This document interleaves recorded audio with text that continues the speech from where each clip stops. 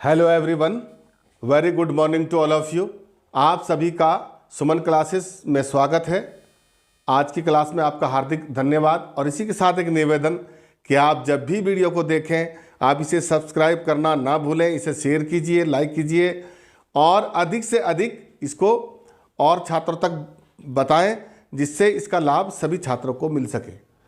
तो सब्सक्राइब करना मत भूलिए। अभी हम शुरू करने वाले हैं एक नया टॉपिक आज जिसमें मैं बात कर रहा हूँ। भारतीय शिक्षा के विकास क्रम में एक नया बिंदु, एक नया टॉपिक। अभी तक हमने पिछले स्वतंत्र भारत से पूर्व के जितने भी कमीशन थे उनके बारे में पढ़ा। आज हम स्वतंत्र भारत के बारे में, यानी पहला कमीशन जब स्वतंत्र भारत में बना उसके बारे में चर्चा करते हैं, जिसको हम कहते हैं राधा कृष्णन आयोग। राधा कृष्णन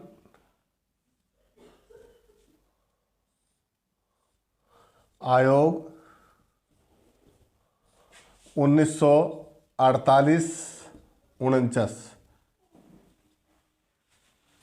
ये स्वतंत्र भारत का पहला एक ऐसा आयोग था जिसको हम स्वतंत्र भारत के इतिहास में सबसे पहले देखते हैं।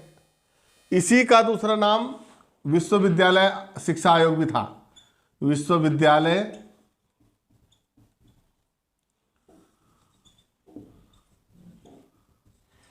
शिक्षा आयोग,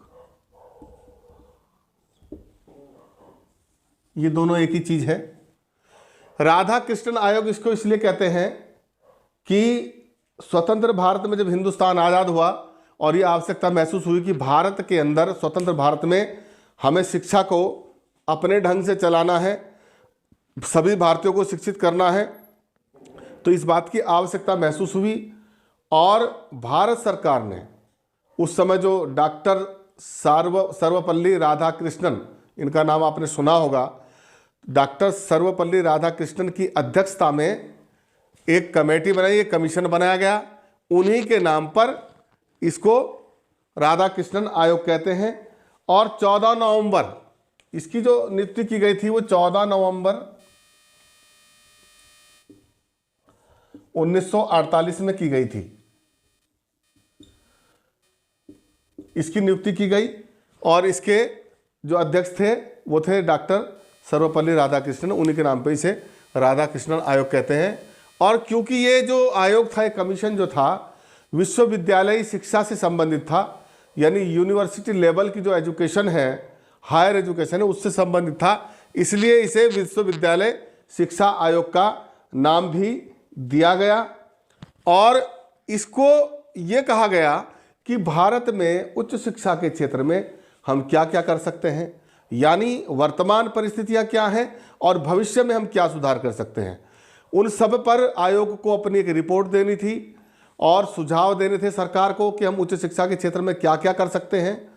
और इस सारे उद्देश्यों को ध्यान में रख करके आयोग ने जो था, इसको जो कार्य क्षेत्र सौंपा गया था, मैं उस पर थोड़ी चर्चा कर लूँ। इसका हम लिख सकते हैं कार्य क्षेत्र क्या था इसका, मैं एक लाइन में उसको करने की बात करूँगा। यानी जब इस कमीशन को बनाया गया तो इसको क्या कार्य सौंपा गया, उसके बारे में ये कहा गया कि भारतीय विश्वविद्यालयी शिक्षा पर जिसको कमीशन को जो रिपोर्ट देनी थी, भारतीय विश्वविद्यालयी यानी विश्वविद्यालय लेवल की जो शिक्षा है, शिक्षा के वर्तमान एवं भावी, यानी इन फ्यूचर, भावी और वर्तमान आवश्यकताओं के अनुरूप, यानी आवश्यकताओं क्या जरूरतें होंगी तब तक, आवश्यकताओं के अनुरूप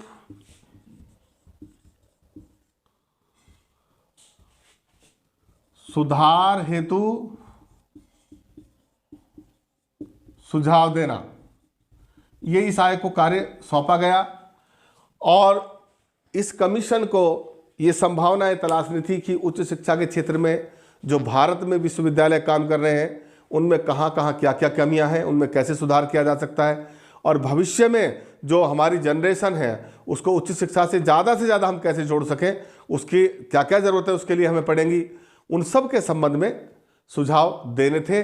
और इस संबंध पर विस्तार पूर्वक कमीशन ने अपनी चर्चा की, विद्वानों से बहस की और जगह जगह सलाह मशवरा करके अपनी जो पूरी रिपोर्ट थी वो उन्होंने 25 अगस्त, ये रिपोर्ट बना करके कमीशन ने 25 अगस्त 1949 को सरकार को सौंप दी, रिपोर्ट सरकार को सौंपी। ये इस रिपोर्ट में क्या क्या था, जो समस्याएं, इस विषय को इन्होंने इसके बारे में क्या क्या अध्ययन किया पूरे देश में उच्च शिक्षा के संबंध में, वो सारे सुझाव और सुधार हेतु जो भी गाइडलाइन देनी थी, वो जो 25 अगस्त 1949 को रिपोर्ट सौंपी गई, उस दस्तावेज में इन्होंने पूरे अपने सुझाव रखे गए। और इसमें उन्होंने क्या क्या बिंदु पर बात की उस पर मैं चर्चा करता हूँ। बिंदुवार इस आयोग की जो रिपोर्ट थी उसमें क्या क्या था शुरू से, क्या विश्वविद्यालय स्तर की जो शिक्षा है उसके उद्देश्य क्या होंगे, क्या क्या उसमें सुधार होने चाहिए, सबके बारे में भी विस्तार पूर्वक चर्चा करूंगा। इसको आप स्क्रीनशॉट लेना चाहे तो आप ले सकते हैं, मैं फिर आगे बढ़ता हूं।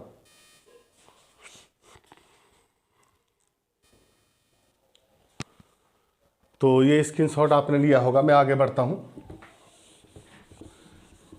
इस रिपोर्ट में सबसे पहले आयोग ने जो विश्वविद्यालयी शिक्षा है, हायर एजुकेशन है, उसके उद्देश्य तय किए। क्योंकि जब तक हम किसी भी काम का कोई उद्देश्य निर्धारित ना करें कि हमें करना क्या है, क्यों करना है, तो उसके लिए उद्देश्य तय किया जाता है। उद्देश्यों में जब हम बात करें तो विश्वविद्यालयी शिक्षा, इसी पे मैं लिख देता हूं यहां पे, के उद्देश्य, यहीं से मैं लिखना शुरू कर देता हूं। इन उद्देश्यों में नंबर 1, ये बहुत महत्वपूर्ण है कि इस विश्वविद्यालय स्तर की जो शिक्षा है, यानी जो स्नातक स्तर की शिक्षा है या स्नातकोत्तर स्तर की शिक्षा है या शोध कार्य हैं, इन सारे कार्यों से क्या होने वाला है, इसका मकसद क्या है, इसका उद्देश्य क्या है, इस पर बात की गई। और आयोग ने इस पर अपने सुझाव दिए, उन्होंने उद्देश्य निर्धारित किए। उसमें पहला कहा गया कि भारत में अच्छे नागरिकों का निर्माण करना,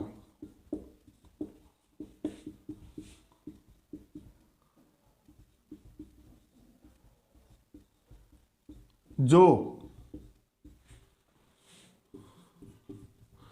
राष्ट्र के निर्माण में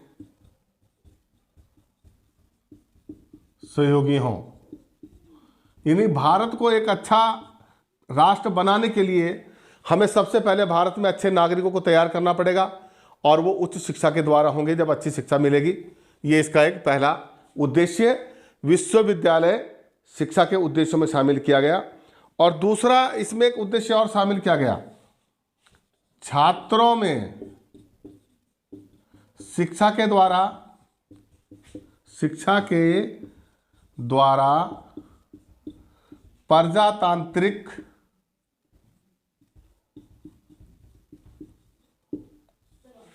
मूल्यों का विकास करना, मूल्यों का विकास करना तथा आपसी भाईचारा, न्याय,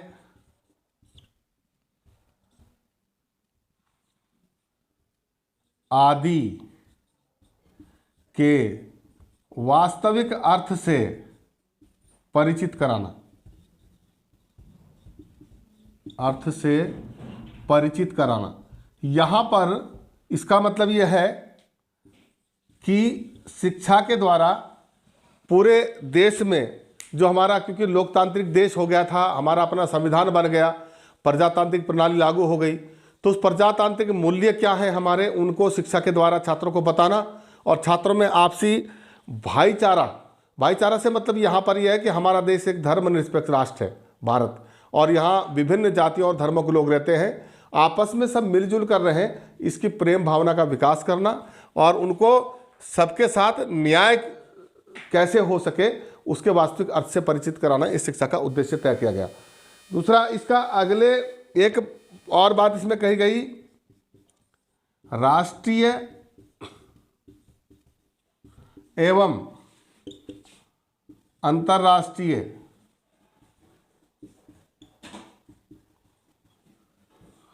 सद्भावना का विकास करना।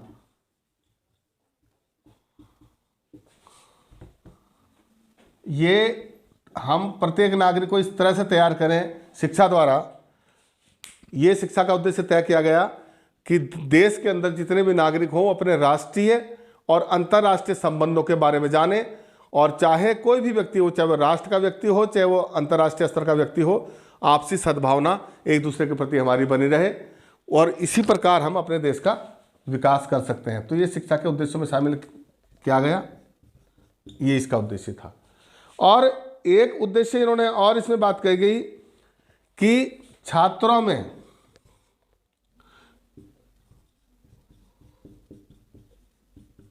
कुशल नेतृत्व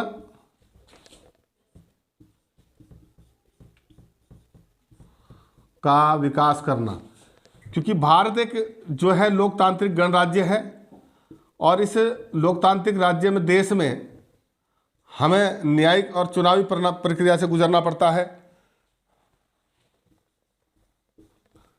तो देश का भविष्य अच्छे नागरिकों के अंदर तभी सुरक्षित रह सकता है जब उनमें अच्छी लीडरशिप की पावर पैदा होगी, नेतृत्व क्षमता का विकास होगा। यदि अच्छे लीडर हमारे पास नहीं होंगे तो देश को चलाने में दिक्कत आएगी, और हमारा राष्ट्र जो है जिस दिशा में जाना चाहिए उस दिशा में नहीं जा पाएगा। ये भी एक उद्देश्य तय किया गया कि छात्रों के अंदर विद्यालय स्तर पर, विश्वविद्यालय स्तर पर इनका जो है लीडरशिप यानी कुशल नेतृत्व की क्षमता का जो है विकास इनके अंदर किया जाना चाहिए। छात्रों में कुशल नेतृत्व का विकास करना या नेतृत्व क्षमता का विकास करना बातें की है। तो ये इसके कुछ उद्देश्य तय किए गए। इसके बाद उन्होंने, आयोग ने ये तो उद्देश्य तय किए, इन उद्देश्यों को प्राप्त करने के लिए क्या क्या करना पड़ेगा, कैसे ये उद्देश्य प्राप्त होंगे, उसके लिए कुछ कार्य करना पड़ेगा। तो कैसे टीचर होंगे, कैसा हमारा पाठ्यक्रम होगा, इन सब पे मैं बिंदुवार चर्चा करता हूं। इसका स्क्रीनशॉट लेना चाहें तो ले लीजिए, मैं आगे बढ़ता हूं।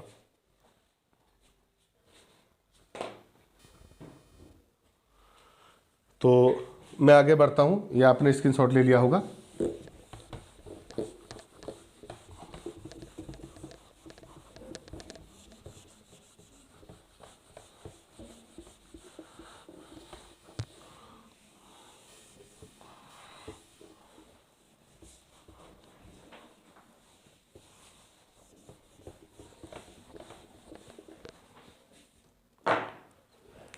आयोग ने अपने सुझाव बिंदुवार दिए, उन्होंने उद्देश्य तय किए शिक्षा के, और उसके बाद उन्होंने सबसे पहले कहा कि शिक्षक के बारे में भी उन्होंने अपनी बातें, शिक्षक कैसे होंगे, शिक्षकों के संबंध में आयोग ने अपने सुझाव दिए।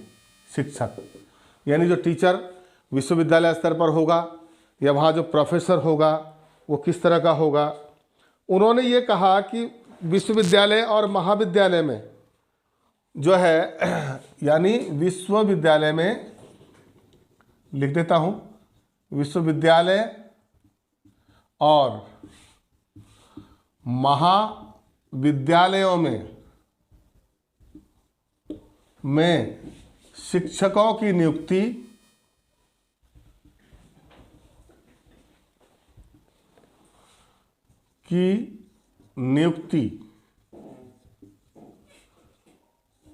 शिक्षण योग्यता कहते हैं पढ़ाने की क्षमता, टीचिंग कैपेसिटी जो है, शिक्षण क्षमता या इसे योग्यता भी कह सकते हैं आप, योग्यता के आधार पर हो। ये इन्होंने सुझाव दिया कि महाविद्यालयों और विश्वविद्यालयों में जो नियुक्ति हो वो शैक्षणिक योग्यता के आधार पर हो, यानी शिक्षण क्षमता या योग्यता के आधार पर हो, ये इसमें कहा गया। और एक बात इसी में और जोड़ते हुए कही गई कि इन पदों पर जो टीचरों का जो प्रमोशन होता है, पदोन्नति जिसको हम बोलते हैं, वो भी जो है इस योग्यता के आधार पर ही होनी चाहिए। उनकी जो शैक्षणिक योग्यता है उसके आधार पर ही उनका प्रमोशन होना चाहिए। आप लिखना चाहें लिख सकते हैं, लेकिन मैं आपको बता रहा हूँ ये इसमें बिंदु है। और दूसरा बिंदु ये है, एक इन्होंने दूसरा बात कही गई, शिक्षकों की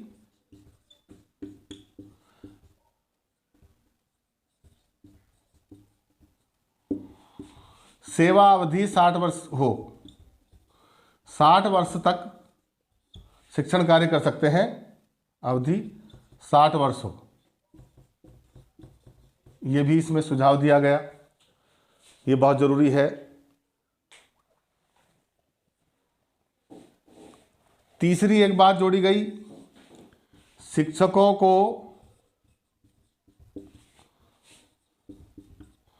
आवासीय सुविधा यानी रहने के लिए विश्वविद्यालय या महाविद्यालय परिसर, विश्वविद्यालय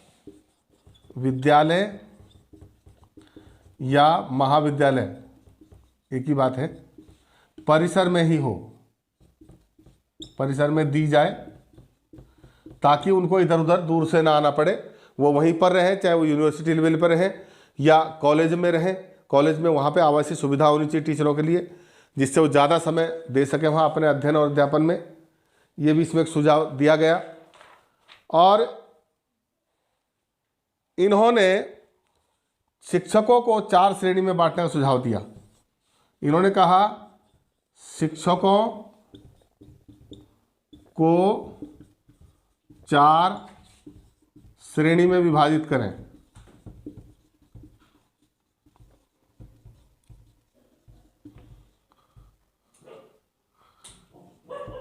करना चाहिए। इसमें ये था, नंबर 1 तो हो गया प्रोफेसर,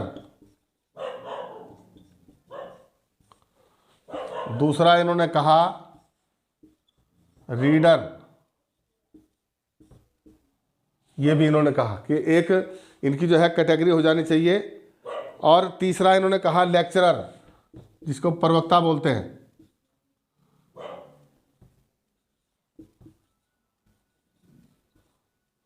लेक्चरर। और चौथा था इंस्ट्रक्टर,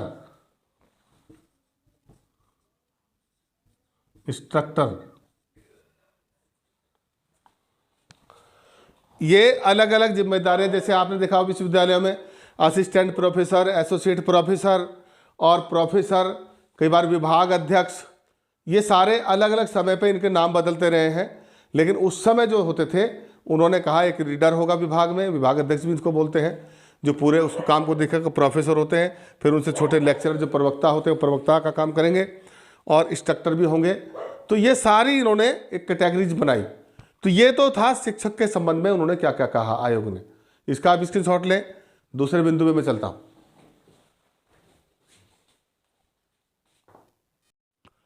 तो शिक्षक के बाद अब अगला बिंदु था आयोग का शिक्षण स्तर। शिक्षण का जो स्तर है उसको सुधारने के लिए भी आयोग ने सुझाव दिए, और इसको लिखना तो इतना ज़्यादा पॉसिबल नहीं है, फिर भी मैं कोशिश करूँगा कि कुछ आपको लिखवाया जाए। तो शिक्षण छात्रों का जो है शिक्षण स्तर सुधारने के लिए आयोग ने बहुत सारे सुझाव दिए, जिससे बहुत अच्छी तरह से बच्चे सीख सके, पठन पाठन का कार्यक्रम और अध्ययन अध्यापन का कार्यक्रम अच्छी तरह से चल सके। उसके लिए विश्वविद्यालयों और संबद्ध कॉलेजों में ये कहा गया कि विश्वविद्यालयों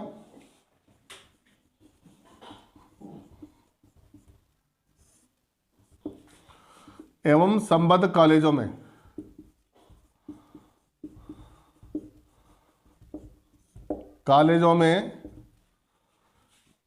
पुस्तकालय, वाचनालय, प्रयोगशालाएं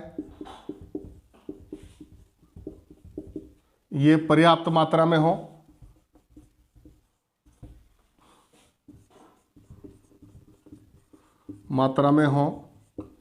ये आपका कम चल रहा है मार्कर। ये कहा गया कि यदि शिक्षण के स्तर को सुधारना है और उसके सुधार करने के लिए विश्वविद्यालयों में और जो उनसे संबंध कॉलेज है, महाविद्यालय हैं, उनमें सभी में पर्याप्त मात्रा में पुस्तकालय होने चाहिए अपने, और उनके जो है आपके जो है वाचनालय होने चाहिए, और इसके साथ साथ उनके लिए छात्रावास की भी व्यवस्था होनी चाहिए, छात्रावास आदि हों। ये सब सुझाव दिया गया, नंबर 1। और दूसरी बात इन्होंने जो कही वो ये कही कि नामांकन की जो विद्यालयों में संख्या है, यानी महाविद्यालयों में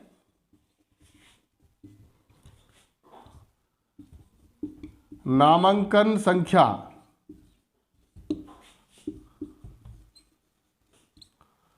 सुविधा के अनुसार हो। इसका मतलब यह है कि यदि आपके कॉलेज में, महाविद्यालय में छात्रों को बैठने के लिए जो है 2 रूम है, 3 रूम है, या आपके क्लास की कैपेसिटी छात्र जो है 50 बच्चों की है या 60 बच्चों की है, तो उसके हिसाब से ही आप एडमिशन दें। ऐसा नहीं कि आपने 250 बच्चों को एडमिशन दे दिया और बैठने की व्यवस्था 40 की नहीं है, तो वो ठीक नहीं है। तो उसके लिए उन्होंने कहा कि पर्याप्त मात्रा में जो आपके पास सुविधाएं हैं उनके अकॉर्डिंग, उन्हीं के अनुसार आप नामांकन संख्या करें, यानी महाविद्यालय में एडमिशन करें। यह भी इसमें एक सुझाव दिया गया।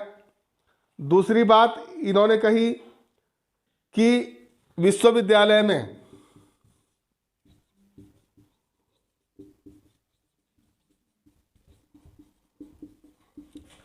इंटर पास छात्र को ही प्रवेश दें, प्रवेश दिया जाए।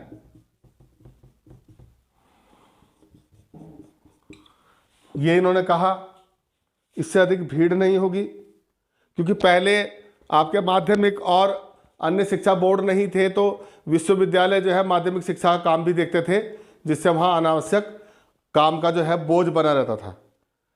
उसके अलावा इन्होंने एक बात और कही कि विश्वविद्यालय में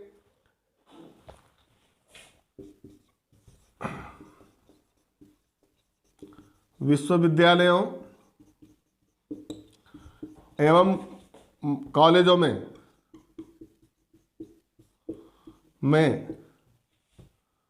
उच्च गुणवत्ता वाले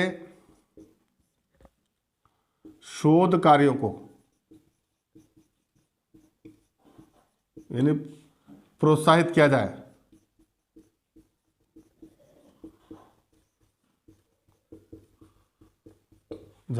ये स्नातकोत्तर स्तर पर भी, क्योंकि बहुत सारा उस समय जो है स्नातकोत्तर स्तर पर भी लघु शोध के कार्य किए जाते हैं, तो विश्वविद्यालय में और कॉलेजों में दोनों स्तर पर जहां अच्छे शोध कार्य किए गए हों उनको प्रोत्साहित किया जाए। ये भी इन्होंने सुझाव दिया इसके लिए।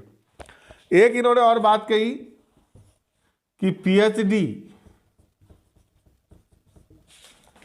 का समय 2 वर्ष माना जाए कम से कम।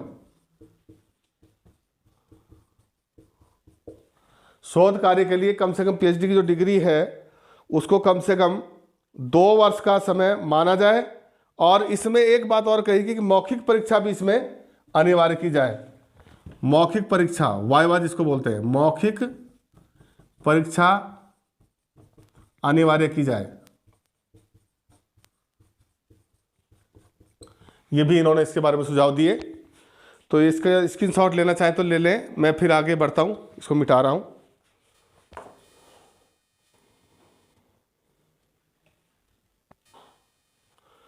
इसका एक अगला बिंदु, पहले इसको मिटा लेते हैं, आगे बढ़ते हैं।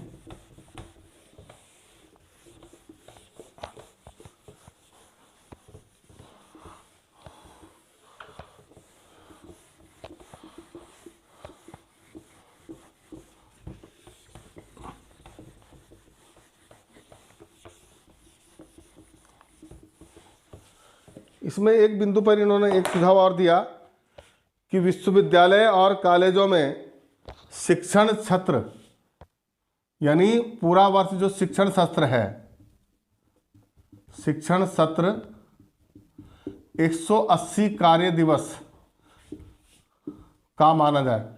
पूरे वर्ष में जो कोर्स आप पढ़ाते हैं कम से कम 180 कार्य दिवस होने चाहिए उसमें।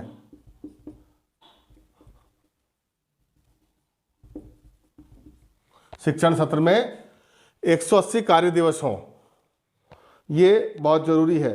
और दूसरी बात इन्होंने एक आखिरी बात कही कि परीक्षा प्रणाली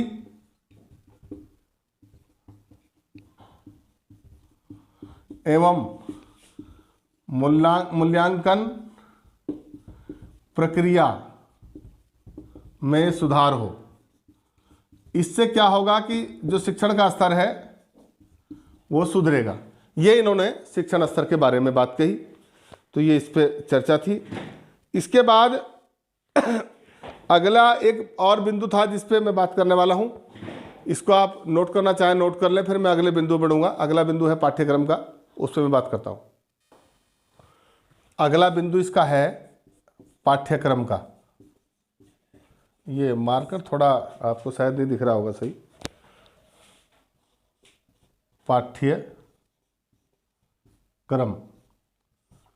आयोग ने, मैं इसको बहुत ज़्यादा लिखवाने के चक्कर में पढ़ूंगा तो बहुत ज़्यादा लंबा हो रहा है वीडियो में, ऐसा आपको जनरली ऐसे समझाता हूँ। पाठ्यक्रम के संबंध में आयोग ने ये कहा कि कला और विज्ञान यानी स्नातक स्तर पर कला और विज्ञान के साथ सामान्य विषयों को भी उसमें सम्मिलित किया जाए। विभिन्न प्रकार के विषय होने से छात्रों को अपने इच्छा के अनुसार, अपने रुचि के अनुसार विषयों का चयन करने में मदद मिलेगी। एक तो इन्होंने ये बात कही पाठ्यक्रम के संबंध में। दूसरी बात इन्होंने ये कही कि पाठ्यक्रम विस्तृत हो और लचीलापन उसमें हो। ऐसा नहीं कि बहुत ज़्यादा ज़बरदस्ती उसे बालक पर थोपा जाए, तो उसमें लचीलापन होना बहुत ज़रूरी है जिससे बालक उसे आसानी से ग्रहण कर सके। ये इन्होंने इसके बारे में सुझाव दिया। और एक बात और कही गई कि शिक्षा का जो माध्यम है यानी भारतीय भाषा ही कोई जो है उसको ही शिक्षा का माध्यम बना जाए। यदि किसी भारतीय भाषा को आप शिक्षा का माध्यम नहीं बनाएंगे तो शिक्षा के ग्रहण करने में यानी शिक्षण और अध्यापन में या अध्ययन में कहीं ना कहीं छात्रों को परेशानी महसूस होगी और उसमें दिक्कतों महसूस करेगा। एक ये भी इसमें बात कही गई। दूसरी बात जो इन्होंने कही गई है कि उच्च स्तर पर यानी उच्च माध्यमिक स्तर पर यानी हाई स्कूल इंटर में जो कहा गया, इंटर में स्तर पर कम से कम 3 भाषाओं को पढ़ने का ऑप्शन हो। पहली तो उनकी मातृभाषा नंबर 1, वो चाहे किसी भी मातृभाषा में बात करते हो उसको भी पढ़ना चाहिए। दूसरी राष्ट्रीय भाषा हिंदी, उसको पढ़ना चाहिए। और तीसरी फिर इंटरनेशनल लैंग्वेज जो है अंग्रेजी, उसको पढ़ने की व्यवस्था हो। और ये अनिवार्य माना जाना चाहिए माध्यमिक स्तर पर, ताकि वो 3 भाषाएं पढ़े तो उसे मातृभाषा के साथ राष्ट्रभाषा और इंटरनेशनल एक अंतर्राष्ट्रीय भाषा का भी ज्ञान हो, तो उससे कहीं दिक्कत नहीं आएगी। इस तरह का भी इस आयोग ने इसमें सुझाव दिया। और परीक्षा प्रणाली में जो परीक्षा प्रणालियां हैं, जो अध्ययन की प्रणालियां हैं, उसमें नई नई वैज्ञानिक प्रविधियों का प्रयोग किया जाना चाहिए, जिससे छात्रों को नए नए तकनीकी के बारे में पता चले और नई नई विधियों के बारे में पता चल सके और उनका मूल्यांकन करने में आसानी हो। एक सुझाव उन्होंने और दिया कि मूल्यांकन के लिए जब परीक्षा हम करते हैं, मूल्यांकन करते हैं और परीक्षाएं लेते हैं, तो परीक्षाओं में ज़्यादातर हम निबंधात्मक प्रश्न देते हैं जिसमें उन्हें बहुत लंबे उत्तर लिखने होते हैं। आयोग ने कहा कि निबंधात्मक प्रश्नों के साथ साथ उन्हें वस्तुनिष्ठ यानी ऑब्जेक्टिव टाइप जो क्वेश्चन है वो भी दिए जाने चाहिए, ताकि छात्रों को परीक्षा जो है एक बोझ न लगे, अतिरिक्त बोझ महसूस न करे उसमें। तो ये भी एक आयोग का सुझाव था। इसके अलावा ये भी कहा गया कि प्रत्येक वर्ष के अंत में जो भी आप वर्ष भर का पाठ्यक्रम पढ़ा रहे हैं, कोर्स करा रहे हैं, प्रत्येक वर्ष के अंत में एक परीक्षा ली जानी चाहिए। और एक जो महत्वपूर्ण बात उन्होंने कही गई कि प्रथम, द्वितीय और तृतीय श्रेणी के अंकों के लिए उन्होंने एक फॉर्मूला दिया कि प्रथम श्रेणी के लिए 70%, सेकंड के लिए 55% और थर्ड के लिए 40% नंबर लाना जरूरी है, इसके आधार पर छात्रों का मूल्यांकन किया जाए। ये एक नई बात थी, आज तो इसका पैटर्न कुछ और है। अभी आपका 33%, 45%, 60%, 75% अलग अलग हो गया, लेकिन ये उस समय की बात है जब ऐसा सुझाव दिया गया था आयोग के द्वारा। और एक बात इन्होंने कही कि कृपांक को समाप्त कर दिया जाए। कृपांक जिसको हम ग्रेस बोलते हैं, कृपा का अंक यानी गुरुजी को लगता है बच्चे ने तबीयत खराब रही होगी, पढ़ नहीं पाया, पढ़ने में ठीक था, चलो इसको 2 नंबर दे दो, जिसको हम ग्रेस बोलते हैं, तो उसको समाप्त करने की इसमें बात की गई। तो ये कुल मिला के ये तो था पाठ्यक्रम का बिंदु, इस पर मैंने बात की। अगला बिंदु मैं आपका जो बात कर रहा हूँ वो है व्यावसायिक एवं तकनीकी शिक्षा, उस पर मैं बात करूँगा। आयोग ने व्यावसायिक और तकनीकी शिक्षा के बारे में भी बात की। क्या कहा? व्यावसायिक एवं तकनीकी शिक्षा।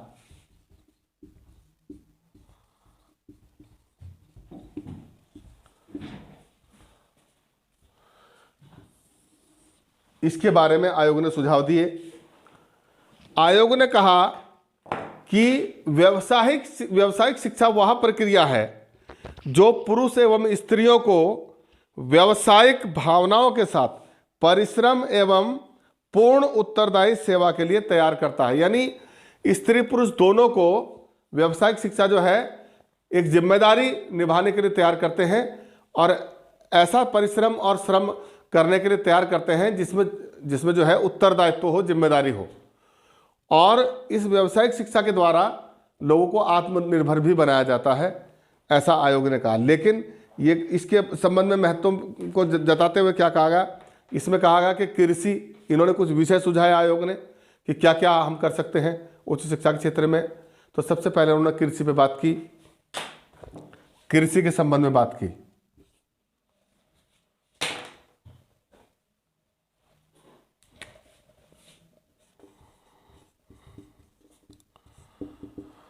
भारत एक कृषि प्रधान देश है और भारत की जो है अधिकतर आबादी ग्रामीण क्षेत्रों में निवास करती है जो खेती पर निर्भर है। और उन लोगों को खेती के क्षेत्र में, कृषि के क्षेत्र में अधिक उन्नति मिल सके, इसके लिए शिक्षा के द्वारा जो है कृषि की नई नई तकनीकों और विधियों के बारे में उनको अवगत कराया जाए छात्रों को, ताकि वो भविष्य में जाकर के कृषि के क्षेत्र में नए नए प्रयोग कर, अनुसंधान कर कृषि का उत्पादन बढ़ाएं, ऐसा आयोग ने सुझाव दिया। और इसके लिए ये भी कहा गया कि कृषि के पाठ्यक्रम लागू करने के साथ साथ कॉलेजों में, विश्वविद्यालयों में कृषि फार्म होने चाहिए, उपलब्ध हों, और वहाँ प्रयोगशालाएं स्थापित की जानी चाहिए ताकि छात्र वहीं प्रयोग कर सकें और कृषि फार्मों में उत्पादन के द्वारा एक व्यावहारिक ज्ञान भी अर्जित कर सकें, प्रैक्टिकल नॉलेज जिसको हम बोलते हैं, ये कहा गया। दूसरा विषय था इनका वाणिज्य। वाणिज्य के बारे में कहा गया, जिसको हम कॉमर्स कहते हैं।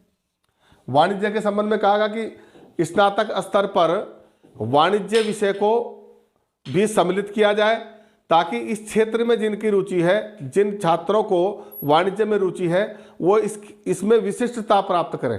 और विशिष्टता प्राप्त करने के बाद जब वो इसमें एक्सपर्ट हो जाए स्नातक स्तर पर, तो इसी क्षेत्र में उनको स्नातकोत्तर पढ़ने की भी व्यवस्था की जाए, ताकि वो इसी में एमए कर सकें और अपना एक निश्चित रास्ता तय कर सकें वाणिज्य के क्षेत्र में। यह भी आयोग ने इसमें एक सुझाव दिया। दूसरा, एक अगली जो बात कही गई शिक्षण व्यवसाय की। शिक्षण व्यवसाय से मतलब टीचिंग से है, अध्यापन कार्य से है, अध्यापक की नौकरी पेशे से है। और इसमें यह कहा गया कि शिक्षण व्यवसाय एक ऐसा व्यवसाय है जो बहुत महत्वपूर्ण है। यानी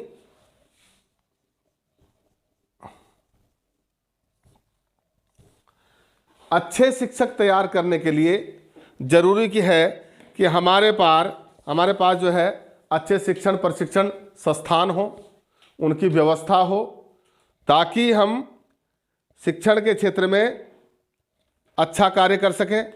और इस व्यवसाय में लोगों को, छात्रों को डालने से पूर्व उनके लिए जो है प्रशिक्षण कॉलेज हमारे पास होने चाहिए, प्रशिक्षण संस्थान होने चाहिए, अच्छे ट्रेंड टीचर होने चाहिए जो इनको प्रशिक्षित कर सके छात्राध्यापकों को। छात्राध्यापक वो होते हैं जो टीचर की ट्रेनिंग ले रहे होते हैं, जैसे बीएड करने वाले उनको छात्राध्यापक बोलते हैं, या डीएलएड या बीटीसी करने वाले छात्राध्यापक, होते हैं उनको छात्राध्यापक बोला जाता है।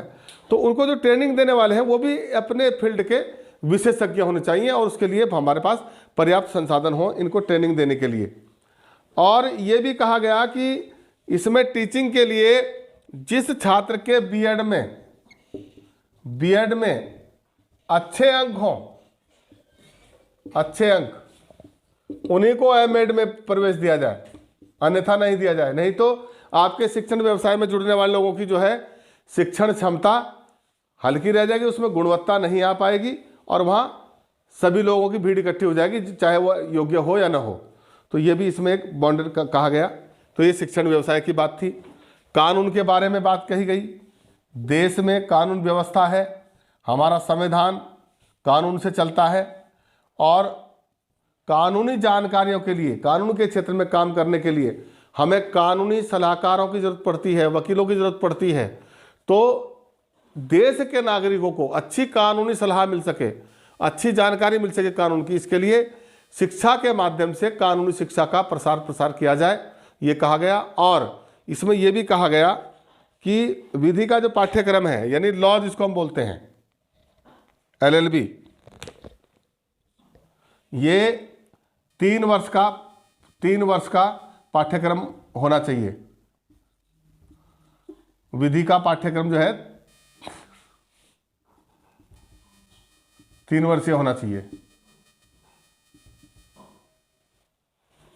इसमें भी उन्होंने कहा कि दो वर्ष एकेडमिक हो, यानी 2 साल वो पढ़ाई करे सैद्धांतिक रूप से और तीसरे साल कहीं प्रैक्टिस करे किसी बड़े वकील के अंडर में, ताकि उससे व्यवहारिक ज्ञान भी मिल सके। यानी 2 साल सैद्धांतिक और 1 साल व्यवहारिक ज्ञान, तब उसको जब वो उसमें एक्सपर्ट हो जाए तो उसकी परीक्षा लेकर के उसको तब डिग्री दी जाए। इस प्रकार की ये LLB कोर्स की बात की गई। और ये भी कहा गया इसके साथ साथ कि LLB या कानून की शिक्षा लेने के लिए कम से कम जो पात्रता है, उसकी जो एजुकेशन है वो कम से कम स्नातक स्तर की होनी चाहिए। BA से कम अगर है तो उसे कानूनी शिक्षा नहीं दी जानी चाहिए, उसके लिए कम से कम उसे पहले BA करना अनिवार्य हो। ये भी इसमें सुझाव दिया गया। और चिकित्सा के क्षेत्र में भी कहा गया, आयोग ने चिकित्सा के लिए बात कही कि देश में चिकित्सा सुविधाओं को और चिकित्सा शिक्षा को बढ़ावा देने के लिए चिकित्सा के जो कॉलेज हैं, यानी मेडिकल कॉलेज हैं, उनको खोला जाए और एक मेडिकल कॉलेज में 100 से अधिक सीटें नहीं होनी चाहिए, क्योंकि ज़्यादा भीड़ होने से उनका ना तो पठन पाठन अच्छे से होता है, ना उनकी देखरेख होती है, ना उनका सुपरविजन हो पाता है। और ये भी कहा गया कि जहाँ ये मेडिकल खोले जाएं उनके साथ में अस्पताल भी होने चाहिए, ताकि प्रैक्टिकल नॉलेज के लिए, व्यवहारिक ज्ञान के लिए छात्रों को अस्पताल में मरीजों को देखरेख करने के लिए मौका मिले, उनकी सेवा का मौका मिले और वो वहाँ से व्यवहारिक ज्ञान प्राप्त करें चिकित्सा शिक्षा का। तो ये भी इसमें एक सुझाव दिया गया। इसके बाद इंजीनियरिंग की बात की गई। अच्छे इंजीनियर देश में हों, इसके लिए इंजीनियरिंग कॉलेज खोले जाने चाहिए। इंजीनियरिंग के क्षेत्र में तकनीकी जो शिक्षा है हमारी, इनके कॉलेज हैं उनमें वृद्धि की जाए, ज़्यादा से ज़्यादा छात्रों को इंजीनियरिंग की शिक्षा दी जाए। इसका भी आयोग ने सुझाव दिया कि सरकार इसकी भी व्यवस्था करे। और इसके अलावा एक छात्र कल्याणकारी योजनाओं के बारे में बात की। अन्य जो बातें कही उनको मैं जनरली आपको समझा देता हूँ। इसमें यह कहा गया कि छात्र कल्याण के लिए, यानी जो निर्धन छात्र हैं उनको शिक्षा प्रदान करने के लिए, चाहे वो चिकित्सा शिक्षा हो, कानूनी शिक्षा हो, कृषि शिक्षा हो या इंजीनियरिंग की शिक्षा हो, निर्धन छात्रों को पढ़ने के लिए उच्च स्तर पर भी छात्रवृत्ति की व्यवस्था की जाए, ताकि वो पढ़ाई को जो है अपने जारी रख सकें, उनकी आर्थिक दिक्कत के कारण किसी की पढ़ाई बाधित न हो। ये भी कहा गया। और ये भी कहा गया कि स्नातक कक्षाओं में, यानी ग्रेजुएशन लेवल पर छात्रों को स्वस्थ रखने के लिए उनको जो है स्वास्थ्य शिक्षा अनिवार्य की जाए। जो खेलकूद और NCC वगैरह के जो कार्यक्रम हैं जो स्वास्थ्य से संबंधित हैं, जिसमें हमें समाज सेवा और स्वास्थ्य से संबंधित ज्ञान दिया जाता है, उसको अनिवार्य किया जाए और उसका भी प्रत्येक महाविद्यालय में संचालन किया जाए। इसके बारे में भी सुझाव दिया गया। और विश्वविद्यालय में छात्र संघ का गठन किया जाए। आजकल तो सभी जगह खुले हुए हैं, स्टूडेंट यूनियन जो खुली है, छात्र संघ खुले हैं। और ये कहा गया छात्र संघ जो गठन होंगे ये छात्रों के हितों की बात करें और राजनीति से ये दूर रहें। ये भी कहा गया इन छात्र संघों को छात्रों की समस्याओं से संबंधित इनका फोकस होना चाहिए, उस पर केंद्रित इनका ध्यान होना चाहिए, ना कि राजनीति में। तो उससे क्या होगा, ये भटक जाएंगे। इसलिए राजनीति से इनको दूर रखने की बात भी कही गई है और छात्र संघों के गठन की बात भी कही गई है। आयोग ने एक और महत्वपूर्ण बात कही कि स्त्री शिक्षा को मुख्य उद्देश्य जो है माताएं बहनों को शिक्षित करने के लिए और अच्छी गृहिणियां बनाने के लिए उन्हें शिक्षा दी जानी चाहिए, ताकि वो अच्छी गृहिणी बन सके और अच्छा उनका जो है सामाजिक और आर्थिक विकास हो और शैक्षिक रूप से वो समाज में आगे बढ़ सके। इसके लिए भी सुझाव दिए गए। तो ये कुछ महत्वपूर्ण जो सुझाव थे जिन पर मैंने चर्चा की राधा कृष्णन आयोग की। यदि आप किताब में पढ़ेंगे तो बहुत सारा विस्तार से मिल जाएगा, हजारों पृष्ठ की एक एक दस्तावेज होता है। तो मैंने संक्षेप में इसे बात की है, बहुत सारी चीज़ें छूट जाती हैं, मैं भी जानता हूँ, और सब पे चर्चा करना संभव भी नहीं होता है छोटे वीडियो में, लेकिन फिर भी आप इसको किताब में पढ़ेंगे तो विस्तार पूर्वक सारी चीज़ें मिल जाएंगी। लेकिन मुख्य रूप से जो आयोग के सुझाव थे उन पर मैंने चर्चा की। मुझे उम्मीद है आपको ये वीडियो पसंद आया होगा। इसको सब्सक्राइब जरूर कीजिए, लाइक ज़रूर कीजिए, और हम आपसे ये उम्मीद करते हैं कि सब्सक्राइब आप जरूर करेंगे और इसके सब्सक्राइब करने के बाद आपको हमारी हर वीडियो की नोटिफिकेशन आपको तुरंत मिलती रहेगी। तो मिलते हैं अगले वीडियो में, तब तक के लिए थैंक यू, धन्यवाद।